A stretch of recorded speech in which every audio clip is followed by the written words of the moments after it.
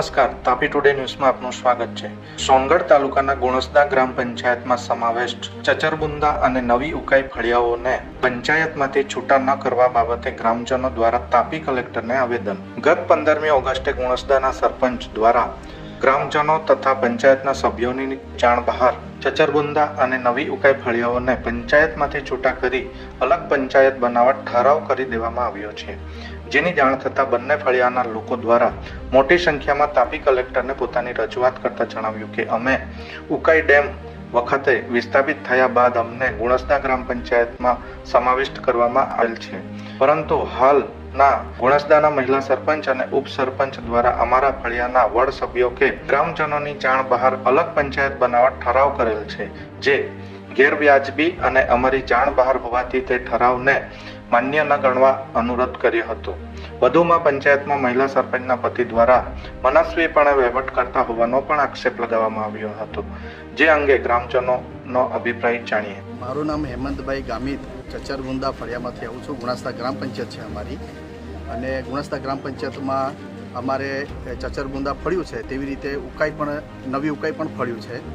હવે વાતમાં આવ્યું છે કે સરપંચ યશોદાબેન કિશનભાઈ ગામિત જે આ બે ગામોને ડાયરેક્ટ બાયપાસ કરવા માગે છે, અને એના પોતાના વ્યય મનુષ્યોથી એટલે કે દુશ્મનાવટથી એ અમને અલગ કરવા માગે છે, કેમ કે અમારા ગામોમાં કોઈ વિકાસના કામો જ નથી કરતા એ લોકો। જ્યારે ત્યારે અમે રજૂઆત કરીએ છીએ તો ત્યારે અમારે પેલી ક્રૂરતાથી નજરથી જોઈ છે, એટલે એ લોકોના આ બધી ખરાબ ટેવને હિસાબે અમે આજે કલેક્ટર સાહેબને શ્રીને અમે આવેદનપત્ર આપ્યું, અને અમને જાણવા મળ્યું કે સાહેબે કીધું કે અમે તમને કોપરેટ કરીશું, હજુ સુધી અમારી પાસે કંઈ આવ્યું નથી, એવી વાત અમને સાહેબે કીધું। મારું નામ કમળાબેન એચ ગામિત, તાલુકા પંચાયત સભ્ય છું। અમે એટલા માટે આવ્યા હતા કે અમારું જે ફળિયું ચચરબુંદા નવી ઉકાઈ છે એને અલગ કરવામાં આવેલ છે, એટલે અમે આવેદન આપવા। કલેક્ટરે એવું કીધું કે અમારી પાસે કંઈ એવી માહિતી આવી નથી।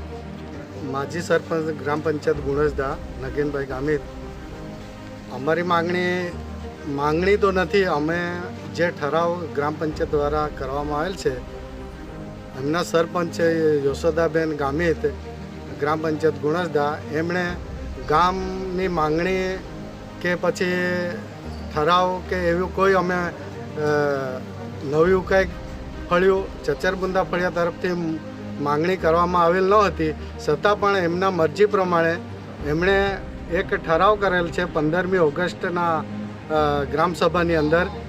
એ પોતાના મરજી પ્રમાણે ઠરાવ છે, ગ્રામજનોનો ઠરાવ નથી કે સભ્યોનો ઠરાવ નથી। બે ફળિયાને છૂટા કરવા માટેનો એમનો ઠરાવ છે, તેના વિરોધમાં અમે આજે કલેક્ટરને આવેદનપત્ર આપવા માટે આવ્યા હતા। કલેક્ટરે એમ કીધું કે અમારી પાસે એવી કોઈ માંગણી આવેલ નથી, જે તે વખતે આવશે તો અમે એમના માટે એ કાર્યવાહી કરીશું।